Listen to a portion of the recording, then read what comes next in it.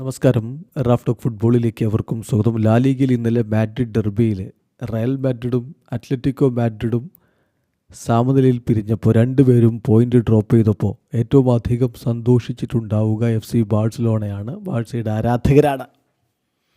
ബാഴ്സയ്ക്ക് ഇനി ലാ ലീഗ കിരീടത്തിലേക്ക് പോകണമെങ്കിൽ മറ്റാരുടെയും റിസൾട്ടിനെ ആശ്രയിക്കേണ്ടതില്ല. ബാഴ്സയ്ക്ക് അവരുടെ മത്സരങ്ങളിൽ പോയിന്റ് ഡ്രോപ്പ് ചെയ്യാതെ പോകാൻ കഴിഞ്ഞാൽ കിരീടം ചൂടാൻ പറ്റും. റയലിനും അങ്ങനെ തന്നെയാണ്. അവരുടെ മത്സരങ്ങളിൽ ഒന്നിലും അവർ ഇനി പോയിന്റ് ഡ്രോപ്പ് ചെയ്യാതിരുന്നാൽ ആരുടെ റിസൾട്ടും ആശ്രയിക്കേണ്ട, റയലിനും കിരീടം ചൂടാൻ പറ്റും. അത്ലറ്റിക്കോക്ക് കാര്യങ്ങൾ അത്ര എളുപ്പമല്ല. കാരണം റയലുമായിട്ടുള്ള അവരുടെ 2 കളികളും കഴിഞ്ഞു പോയി. ഇനി റയൽ പോയിന്റ് ഡ്രോപ്പ് ചെയ്യാതിരുന്നാൽ റയലിനെ പിടിക്കുക എന്നുള്ളത് അത്ലറ്റിക്കോക്ക് സാധ്യമല്ല. അതേസമയം ബാഴ്സയോട് അവർക്ക് ഇനിയും പോയിന്റ് പിടിക്കാനുള്ള അവസരവുമുണ്ട്. സംഗതി വളരെ ഇൻട്രസ്റ്റിംഗ് ആയില്ലേ? പക്ഷെ അതിനെന്ത് വേണം? ഇന്നത്തെ മത്സരം, സെവിയയ്ക്കെതിരെയുള്ള മത്സരം FC ബാഴ്സലോണ വിജയിച്ച് കയറണം. അപ്പോഴാണ് ഇത്തവണത്തെ ലാ ലീഗ വേറെ ലെവൽ പോരാട്ടമായി മാറുക. നിലവിൽ 50 പോയിൻ്റുള്ള റയൽ മാഡ്രിഡാണ് ഒന്നാം സ്ഥാനത്ത്. 23 കളികളിൽ നിന്ന് അവർക്ക് 50 പോയിൻ്റാണ്. 23 കളികളിൽ നിന്ന് 49 പോയിൻ്റാണ് അത്ലറ്റിക്കോ മാഡ്രിഡിന്. 22 കളികളിൽ നിന്ന് 45 പോയിൻ്റാണ് FC ബാഴ്സലോണയ്ക്ക്. ഇന്ന് സെവിയയ്ക്കെതിരെ വിജയിക്കാൻ പറ്റിയാൽ അവർക്ക് 23 കളികൾ 48 പോയിൻ്റാകും.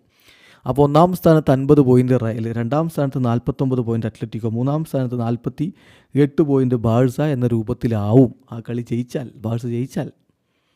അപ്പോൾ എന്താ ഉണ്ടാവുക? ഈ 3 ടീമുകൾ തമ്മിലുള്ള പോയിൻ്റ് വ്യത്യാസം, 1ഉം 2ഉം സ്ഥാനക്കാർ തമ്മിൽ 1 പോയിൻ്റ് വ്യത്യാസം, 2ഉം 3ഉം സ്ഥാനക്കാർ തമ്മിൽ 1 പോയിൻ്റ് വ്യത്യാസം, 1ഉം 3ഉം സ്ഥാനക്കാർ തമ്മിൽ 2 പോയിൻ്റ് മാത്രം വ്യത്യാസം. അപ്പോൾ ഒറ്റക്കളിയുടെ റിസൾട്ട് കൊണ്ട് മാറി മറിയാവുന്ന വ്യത്യാസം മാത്രമേ അവിടെ ഉണ്ടാവുകയുള്ളൂ.